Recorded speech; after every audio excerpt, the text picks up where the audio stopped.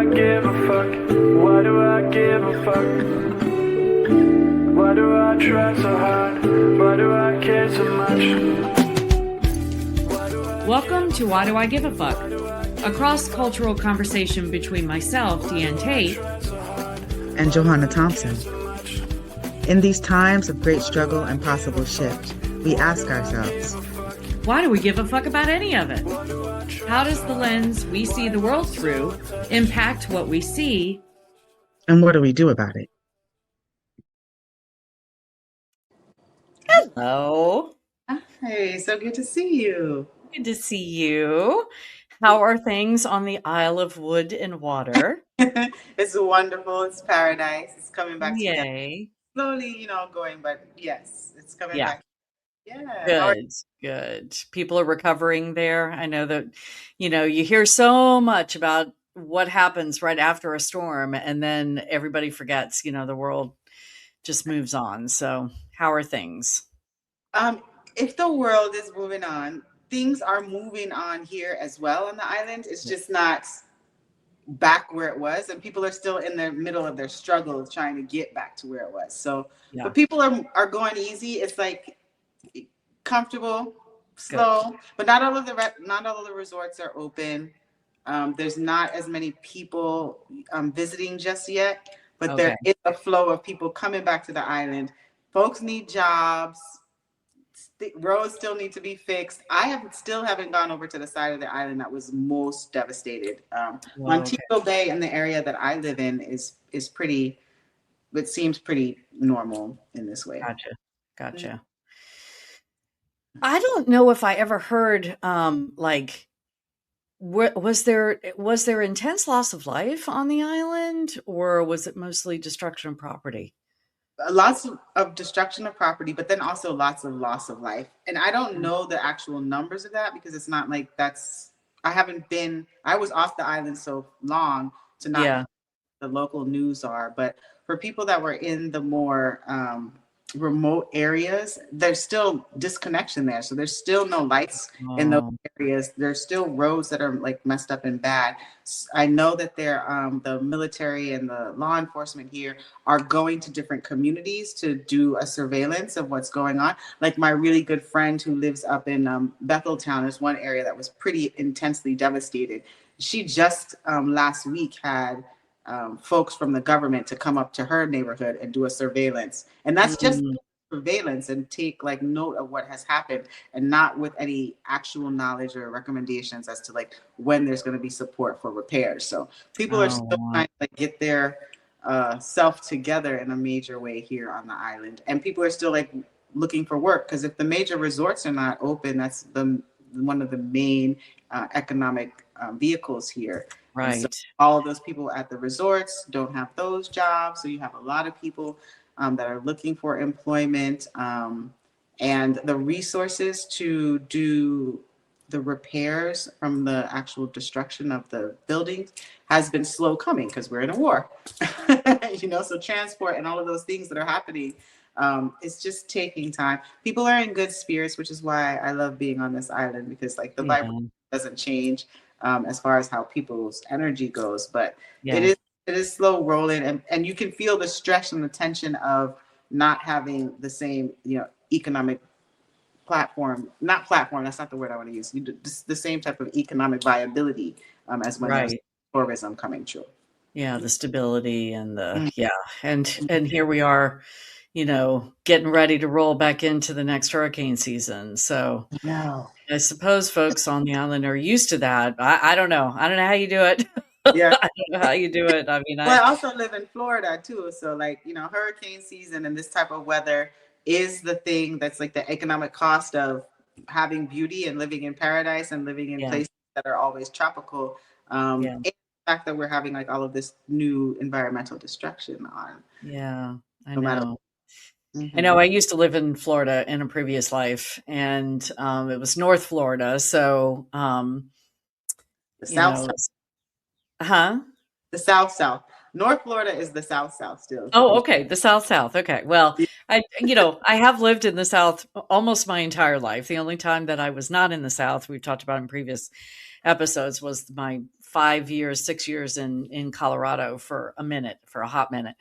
But yeah, I did live in the northern part of Florida on the East Coast, and I hear people talk about moving to Florida, and I'm just like, why? With climate change getting, I mean, besides all the things that are happening in Florida anyway, but with climate change getting worse, and the very high probability that you would have to evacuate at least once in every hurricane season, I'm just like, I can't. I would not.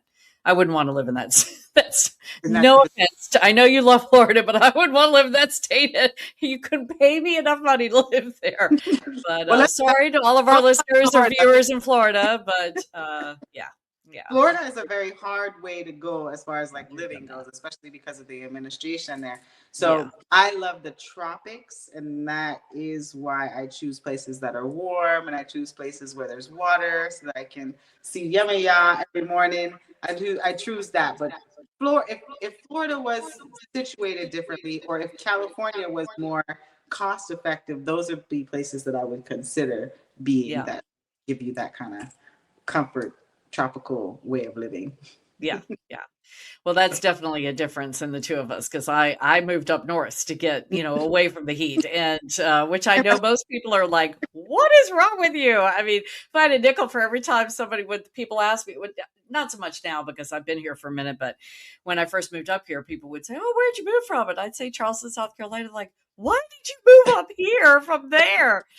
I just, in this latest chapter of my life, I'm just a lava blood walking around. And so being in the heat to me is just horrifically uncomfortable because I'm hot all the time. So, you broke up with the South. Yes, I did. We talked about other breakups last week, and and this time I broke up with the South. Yeah. Kind of. I'm 58 years old, and I lived there the majority of my life, except for 5 years. I was in the South in some iteration, shape, or form, and I'm very happy to be out of it, for sure. I go back there to visit, and every time I leave, I'm like, how can I get out of here fast enough? So sorry to all of our listeners in the South. I know it appeals to a lot of people, but it's not appealing to me anymore. It's the U.S. South, and in this moment, I think it's like really critical to point out that in U.S. history, and as we're talking about like this being in this year of this 250th anniversary, the South is the place where we really get the core of like, what U.S. culture looks like and feels like. I mean, and it really is the thing that speaks to how the United States goes, which is why I wanted to come back to that conversation now, because we did get some interesting comments on the conversation about the breakup with a friend. And so we did. And I wanted to make sure that we responded to the comments, because it's always an honor to know that our listeners are listening and that they're participating and engaged in our conversation. Yes. And to hear what they're thinking about. What were you going to say? I love getting comments. I'm so excited when I see that somebody's given us any kind of feedback. And, some of the comments that we've had on past episodes have been, been a little sus. I know that sometimes people just go on in the what do we call them, keyboard warriors, where they just will say whatever, all over the place. All human decorum just goes right out the window when you're typing into an anonymous oblivion. And so yeah, some stuff has not been that kind, but yeah, we did the episode on the friend breakup, and we got some feedback on that particular show that I thought was really interesting, and I shared it with you, and I know that part of the comment, the person gave feedback about how I believe they identified as a Black woman, and they said that they had these kinds of conversations with white friends before. And what was one of the things that I thought was so interesting was she said that she never really considered how that breakup might have landed on the white person that she had broken up with. And I thought that was really, I love that she was thinking about that. And I appreciated that.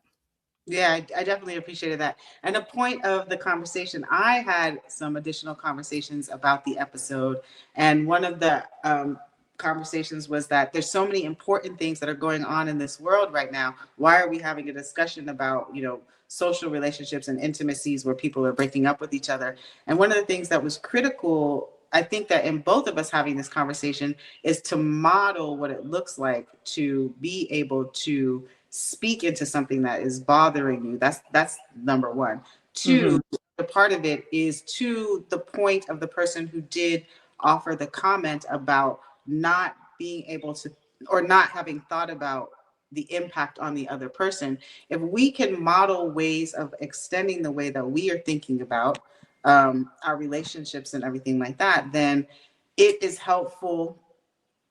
It is helpful for us to make sure that we're repairing our relationships and also healing ourselves through things. And I just want to say, just plain out, if there are a number of people that are having this type of experience where there is some type of a breakup with a friend and there is some type of an impact, and that impact is not resolved or worked through, then you have a whole lot of angry people that are walking around and not doing the good work that we need to do in this moment to be a united front. If white women are uncomfortable because they're having breakups with their Black friends, then it's less likely that they're going to want to stand on the front lines in the way that we need people to be standing on the front lines, especially when we're having our administration playing tricks on us in the way that we saw at the correspondence dinner. We all need to be kind of aligned and have our opportunity to be able to communicate with each other, to talk about our impacts with each other, to understand some of the issues and concerns that we want to work through, so that when the bigger things come up, we can work through them in a more effective way. Yeah, I agree. I agree. And I started thinking about when you shared that feedback with me that a person expressed to you, why are you talking about this stuff? This isn't important. There's so many other things. Yes. And I feel like we can't lose sight of the micro because we're so focused on the macro. And what I mean by that is that, I'm wearing my keffiyeh as I do every day. Palestine is always in my heart. I had a dialogue with a father that lives in Palestine that I manage fundraising campaigns for him. And after that money is raised, I send him money every week. And so he and I were communicating just before you and I got on, and he brings that connection to what's happening on the ground. He tells me how he and his family are faring, and whether or not the tent that they've been staying in is still standing based on when they had the rains and lots of storms a few months ago. Every day he was just like, the tent's barely standing. We woke up in 5 inches of water this morning, and all of those things. Yes, all of that macro stuff is happening, and the micro stuff is also still happening. And if I stay, I'll just speak about myself. If I stay focused in all that's happening out in the world, I have a really hard time, like, being where my feet are, as I used to say to my daughter all the time. And so, yeah, when you brought that up about that feedback that you got and how I feel like, I wonder if the US in particular has a hard time, and maybe other areas of the world and other cultures do as well, can't focus on more than one thing at a time, and so, yeah, that's what came up for me when you shared that feedback. Yeah, no, I'm curious as to how many other people saw the utility in modeling how you work through something, especially thinking about when there is like a discomfort in bringing up curiosities that you might have in community people that have diverse backgrounds and experiences. Another point that was brought up, and I'm so thankful that the person who made the comment spoken to my use of Black female rather than Black woman, and why can't we use Black women? And I really wanted to speak into that comment first and foremost to say I had not even thought about the use of the language Black female. And I use that language. This is not an excuse. It's the way that I use my language and the way that I talk, because I'm writing a lot of grants. And when you're writing that and they ask you to do the data, you write Black female, Oh, right. So I think that is in my mind, but that's not the excuse. What was appropriate was what the person in the comment was alluding to. And when I am using that terminology in speaking and I'm saying a Black female, it does reduce it down to a very biological and lack of relationship having um, um, acknowledgement of being of dignity for Black women. And so thank you for that correction and pulling and calling me in on that, and to recognize that if we are not acknowledging Black women as women, then we don't see them as women. We see them as females. We see them as something biological. We don't see them as being able to hold the dignity or the respect that is necessary that comes along with humanity. I am going to offer that correction and be thankful for the person to say, yeah, I wish we could say Black women instead of Black females. And it's important to check in with how your language is having an impact on other people, because it isn't, I don't want us to be thinking about Black women, or me sitting in this conversation with you as a Black identified woman, and being reduced to anything less than that, as we're on a scale of having a conversation and knowing that we're coming from diverse backgrounds in the way that we are. Thank you for that. And that's important. And it's also important for other people to know and think about. So, and I'm also confident enough to be able to say, yo, you're right. We have to remember it's very important to help remind other people through the language choices that we make. And if there is an impact, for somebody to be able to comfortably communicate that impact, and me not take that as an affront or anything, but be like, oh, this is something I wasn't thinking about, and let me speak into why it's important to acknowledge the comment and acknowledge why the change is important. And it doesn't hurt me to make that change. It actually elevates Black womanhood, and the dignity that we hold amongst each other as we're in communication. So I really appreciate that. Yeah, I'm sitting here, I'm listening to you, and I'm really appreciating your responsiveness to that. And I'm also wondering to myself, because I've, in all of our conversations, I've heard you use Black female before, or white female, or, a female male as instead of woman and man. And I gotta say, I probably have had a reaction to it. And so I'm curious about why I never said anything about it. And I think it's, so that's the first thing that's coming up for me. And I'm wondering if this is kind of to that episode when I was talking about labor, and when you were asking me, did you give her any feedback to, about how this landed on you or how it felt to you? And I said no, because I felt like that would be asking for more labor, and I didn't want to do that. And I think if I were to make a determination right now, I think that I haven't given you any kind of feedback on using female and male instead of woman and man, because you are a Black woman. And because, especially if you're speaking about Black females, I'm like, I'm not going to correct you on that. That's not me. And even to that point, when I saw this comment and I saw she spoke into, why is she saying Black female instead of Black women? And I even told you before we got on here, I wasn't gonna respond to that, because that's not my place to respond. It's, the comment was aimed at you, and I wasn't gonna get in between two Black women talking about something. And so I'm wondering if that has anything to do with why I haven't said, or given you any kind of feedback or spoken into.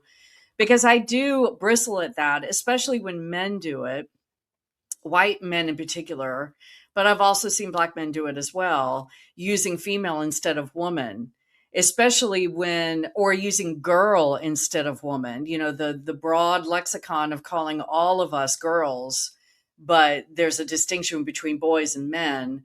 That's always, because that feels infantilizing, and it always feels reductionist to me. But I also wonder if some part of it is the fact that female and male speaks into the binary that we're all learning is more fluid than than maybe the societal teachings would dictate. And so, the word woman to me, and even the word man versus male, feels more inclusive maybe of a broader spectrum outside of the binary. That's something that popped into my head while I was listening to your responsiveness. And And so maybe that's why I bristle at it instead of, but yeah, anytime a man calls any kind of uses female instead of woman, it always pisses me off because it feels reductionist. It feels like, Yeah. it's like that. It's like, husband and I now pronounce you man and wife. And now we mostly hear husband and wife if it's at a heterosexual wedding, but the man and wife thing always pissed me off because it's like, oh, he's a man, but she's not a woman anymore. Now she's a wife, and so I don't know. Those are just the things that came up in my mind. Though. Yeah, I would offer that there is a distinction between woman and wife and all that. Oh yeah. I'm just saying, sure. These are just the different, the different iterations of that space that comes up in my head, and I feel I have a responsiveness to it when I hear it. So yeah. And so one of the things that I'm highlighting out of that is the comfortability on when it is that you offer a curiosity about why is it that you're using a word choice, and also communicating what the impact of that word choice is on people. And this is something that I have encountered in a number of different ways throughout my life. One, culturally being in a different place than the US, or whenever you travel and you say something, and you do have to check in with people like on understanding what the context of the language that you're using. And also just to think about, to your point of binary, there's a diversity of people and the way that they choose to identify themselves. And I also want to be in the respect of that. I don't have again, that was just the vernacular that I chose, male. And I do that for, males too. See, I'm doing it now. Now I'm checking in with myself, but I do it for males too. Cause I ascribe to most male people as penis people when I'm in my just regular conversation with people. That's the truth, because there is a specific experience that I've had that helps me to call that in, but I wouldn't, generalize that to people that I don't know. That's a more intimate conversation, but people need to be and want to be identified in the way that they want to be identified. And I think it's easy to honor and respect that. And so absolutely. Being able to do that helps us to, I want to get back to kind of the serious conversation, helps us to be able to navigate kind of what's going on in the world. These conversations on this level are important because it really speaks into valuing other human beings and human dignity. It's just bottom line. And that's not what we're seeing in our world today. We're not seeing the value and having human dignity and people being allowed their dignity and being allowed the way that they want to identify. As being now told you have to identify into this specific way. And those narratives typically come out of US culture and convention and impact the entire world. And so if being people from the US, having a very clear understanding about that culture, if we are not being introspective about these conversations and this impact, so that we can also share that understanding with the world as we're also sharing these narratives that the US continues to create. And I'm saying create because we really just had this current event that happened, or this debacle at this correspondence dinner, where there was a human that ran through the security and had a whole responsiveness from law enforcement at the correspondence dinner, where shots went off, where Trump and J.D. Vance were rushed off of the stage, and then it lent the perfect environment for them to have this kind of post conference about how wonderful our law enforcement responded to a threat, and now the reason why we're spending all this money on increasing our surveillance and our protections. And I just found it ridiculously fascinating. I also, the language of the press conference, it actually brought me into tears, because what I was seeing, to your point earlier, is a modeling of exactly what they've done in Palestine, as far as trying to kind of over surveil and try to criminalize and increase government's occupation of our lives. That's the only thing I can think about the words of it. And then also, when you do that, have that over surveillance and over criminalization, you have more opportunities to put more people in jail, and then more people in jail turns us back into our slave economy, because then we know that they're doing all the thing with the convict leasing, and you lose all your rights, but you still have to produce out of those systems. And so I was really disheartened by the way that the US is still continuing to build narrative, but they're doing it so blatantly, so ridiculously, and treating us as if we would not be able to see how clearly they are setting up this kind of like debauchery of our autonomy and our rights. Yeah. I was reading something right before we got on this recording about, in responsiveness to the supposed assassination attempt of Trump last night, or not last night, but just recently over the weekend.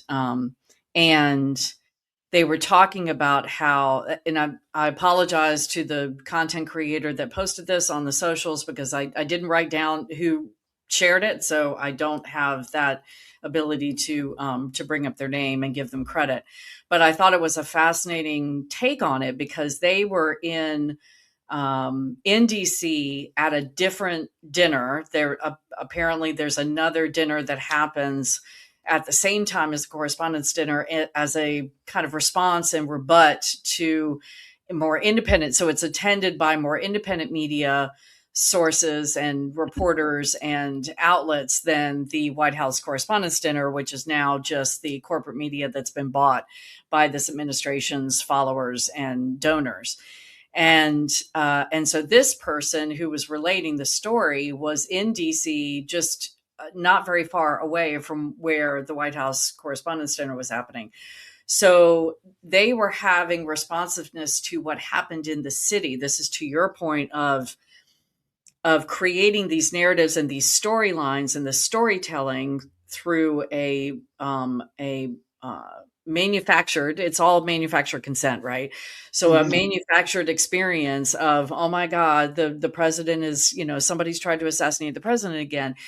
And they were relaying that the entire city was locked down tight. I mean, there were no roads where you could move.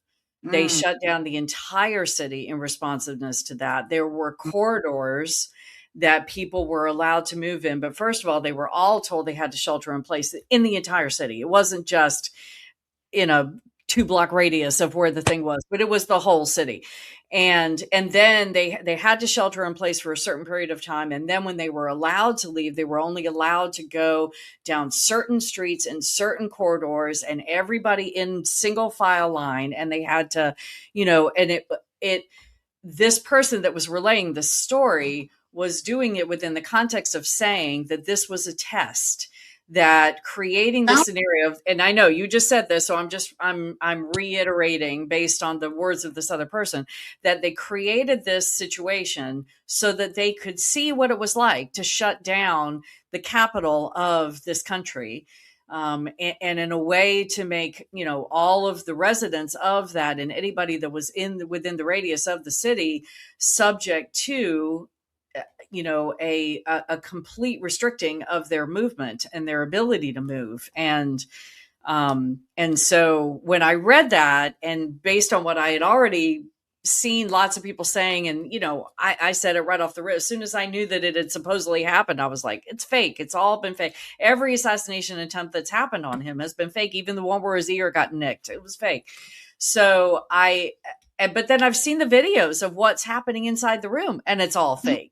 He's not even, he doesn't even respond. He doesn't respond. The people are pretty much sitting in their chair. If somebody runs into a room and shots are popped off, and it wasn't the assailant that, from the video, it wasn't that person just ran past the guards. They didn't run past he did shoot because one of the guards got shot. I mean, he had a vest on, so he didn't get injured, but the guard got shot by I believe by the person. Cole Allen is his name. Yeah.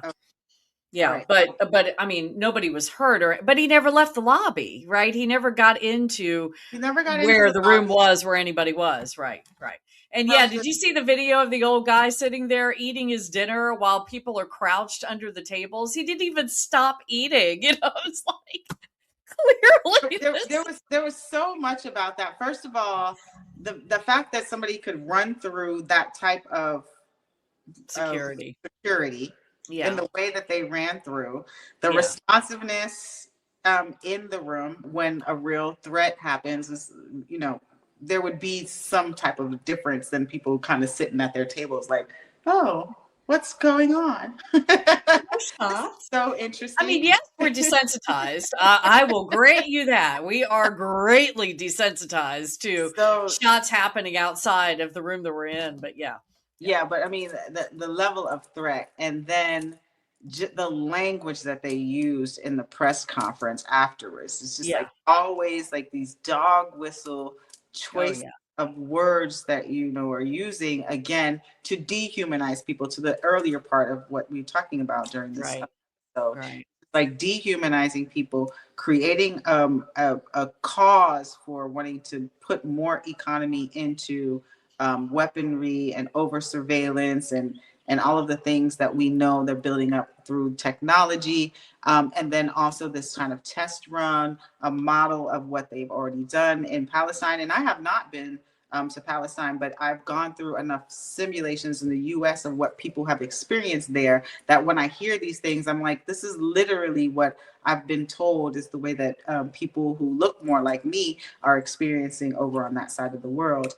Yeah, And it's disheartening to be able to step back and see it and know what the outcomes are going to be. And it's not like it wasn't written and it wasn't like laid out that this is what the plan was, but to be seeing it in real time. I keep on thinking about to the fact that this current administration ran on a platform of removing big government out of people's lives. And this is the most government that we have experienced in my lifetime thus far as censorship, as far as over yep. surveillance, as far as taking away supports that we pour into through paying our taxes on an annual basis. It's just like, and the level of kingdom that we're experiencing since our 250th inception of the creation of the United States, the amount of kingship and kingdom and it's just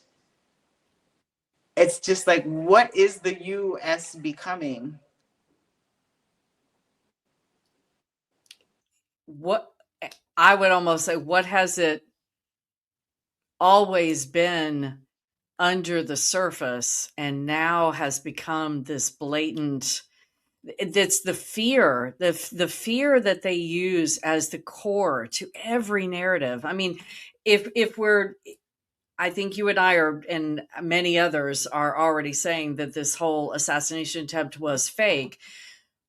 And it's all about fear. It's all about making people so terrified of what is possible that they believe that we will just say, yes, please, shut down all of our cities, make it impossible for us to move after dark, create curfews so that we can all stay safe in our home. I mean, the idiocy behind that thought process is so frustrating to me because and as a people in on US soil, the folks that live here in our within the boundaries of this country we have to find a way to, we have to say this is not okay. We have to be as vocal and as outwardly facing as we can be, which then circles me back to some of the feedback that we had about the breakup episode, because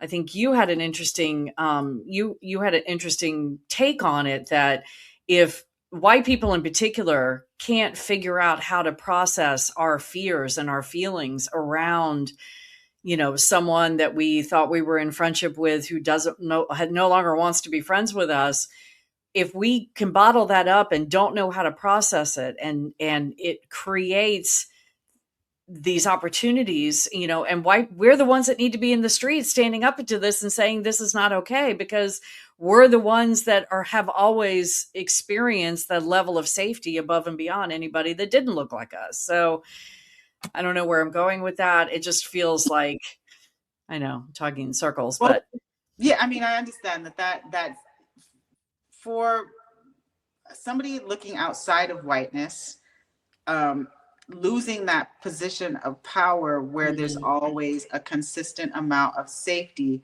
is a hard place to exist in, and it's a hard place to exist in. I mean, like, when the bully is back in the corner, the bully is going to lash out. And right now, the demographics of the United States are shifting, where the bully is not the majority anymore. And I'm using this term loosely.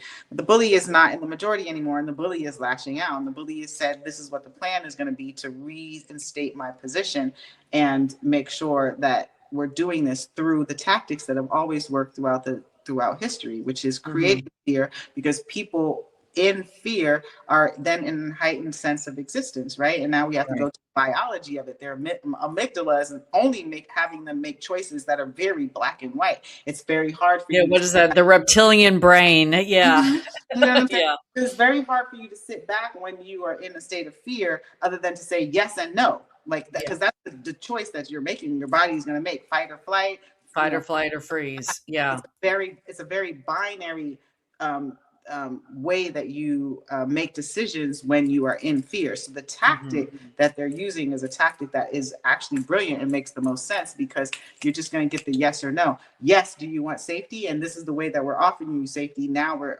giving you more technology and giving you more law enforcement and putting our money into that, so that then we have more of the control that we want to have. And before you turn around and say, wait, this is not what we wanted, which is the state of the world today. We have, people have put this person in a position of power, with a lot of people in support in our cabinets and in our judiciary. And so because of all of that, now they're able to move forward in a plan, and we're all in a state of fear and, oh my God, and I can't believe do. Yeah. And all we have is the yes or no. So the tactic has been tried and true. And it is an opportunity for us to recognize the tactic, recognize the fallacy in all of these false narratives, recognize that they are creating conditions for us to want to, or to feel like we just have to follow along with whatever it is that they're offering to us. Right. But there is enough power in people coming together to say, no, this is not going to be acceptable. What is not sustainable for people who are raised in U.S. culture. The way that our administration is doing this is not sustainable. Even though this is being pushed forward, taking away people who are used to having freedom and right, taking away their freedom and right is not sustainable. It's not going to work. Attacking people who don't recognize your position of power, in the case of Iran and stuff like that, it's not going to work. So what worked for the bullies in the past, because there's more communication, because there's more technology, because there's more truth beyond these fake narratives that they're pushing, this is not a sustainable model for what we exist in today. Yeah.